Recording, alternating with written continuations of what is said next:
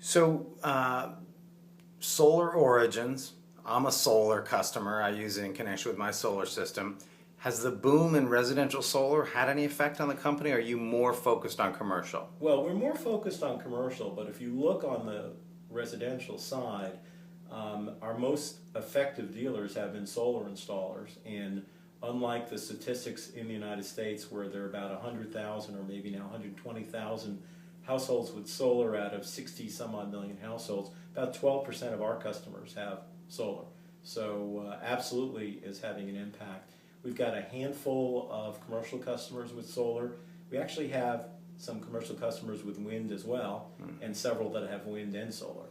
I gotta say, I think the use case for solar is awesome because the dashboard's a lot of fun, but you can only look at your refrigerator cycling on and off so many times. When you have the input side as well, you can really see a lot. It's sort of a high-tech way to get back to nature. You can sort of see in the springtime that the power generation comes online a couple minutes earlier each morning and peaks a little higher during the day. So it's actually kind of, it really brings a dimension to using the product. It really does, and the ability to look at both is what distinguishes us, where you can look at what's being generated as well as what's being used.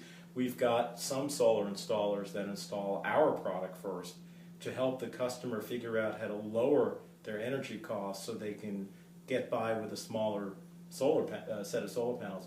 But we've just had a very interesting case with a school that has solar installed. They installed our product, and it said that not only were they not generating any power, they were using power on the solar panels. They assumed that something was wrong with our product. We took a look and assured them it was accurate. They took another look and discovered that the solar system had never been installed properly, and they had been for 2 years generating press releases about how they were using renewable energy, and are very red-faced to discover that in fact they weren't using a renewable energy, and they've just fixed that problem. Well, and in fact, one of the amazing things everyone who puts one of these systems in says is they're always shocked to find out what's going on one circuit or another. There's something going on. You can, in fact, if you graph it over time, you can figure out pretty much what your big cooking or laundry days are just by averaging it out over time. And if you do a lot of laundry on Tuesdays, it shows right up. Absolutely, and their people are always surprised, and they find all sorts of things that surprise them, and they do things about it and save money that they didn't expect. So big challenges for the company so far. Thinking back on it, what are some of the bigger hurdles? Well, the hurdles to date, getting sufficient financial resources has actually been a hurdle. We're doing a lot better than we were, but we still will need to raise some money. I think the big challenge is first of all, as I mentioned, the residential market for these products has grown a lot more slowly than a lot of people have expected, and the fact that we're now focused not just on residential but small commercial really makes a big difference for us, because that market's in a different situation. But nonetheless, I think we have work cut out for us to make sure that companies that install our product and roll it out across all of the locations, there is beginning to be competition in that space. It was a pretty empty space, but other people are seeing the same thing we do. So it will be very interesting over the next year to see how that market develops. So thoughts on working with angels? I know a good amount of the funding of the company was angel backed. Yes, it is, and so I have to be a little careful in what I answer, because I sit on both sides of the table, being an angel investor myself. But I think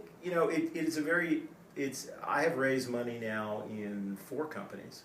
And this is the first time I've used angel money. It's been venture capital money in the past, and some strategic partner money,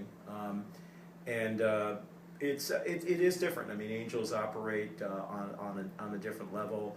Certainly, there's a collective expertise that you have in an angel group of people that have really been in your seat before. That can be very helpful depending on the angels you get involved.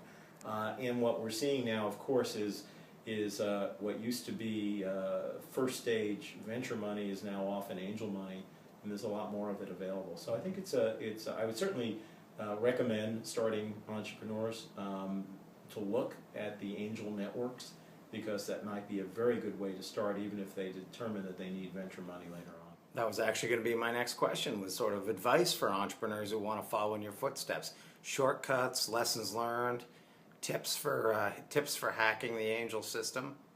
Yeah, there are no shortcuts. No, in all seriousness, I think things. It's a lot easier to start a business now than when I started. The costs are a lot lower. The infrastructure is a lot lower. I do think that people, entrepreneurs, as I said, I would recommend going through. There are incubators now. There are angels groups. There's a lot of resources available, and it's not too hard to find them. Highly recommend that entrepreneurs start doing that. I would say sooner rather than later, but make sure that you've got a plan and can actually articulate it well. We've certainly seen people come in that, I have an idea, it's worth $40 million, I'm going to have an exit in 2 years. That's not going to get you anywhere. You got to have things well thought out. And the other advice, and we've seen this occasionally as well, is founders that don't understand the fact that when you do get investors, you actually have to give up some ownership of the company. There's a lot of misunderstanding about that. Give to get. A great investor should be worth the dilution, right? Well, not only that, and there's a report I saw recently, a study I saw recently that showed that those who gave up more made more in the end.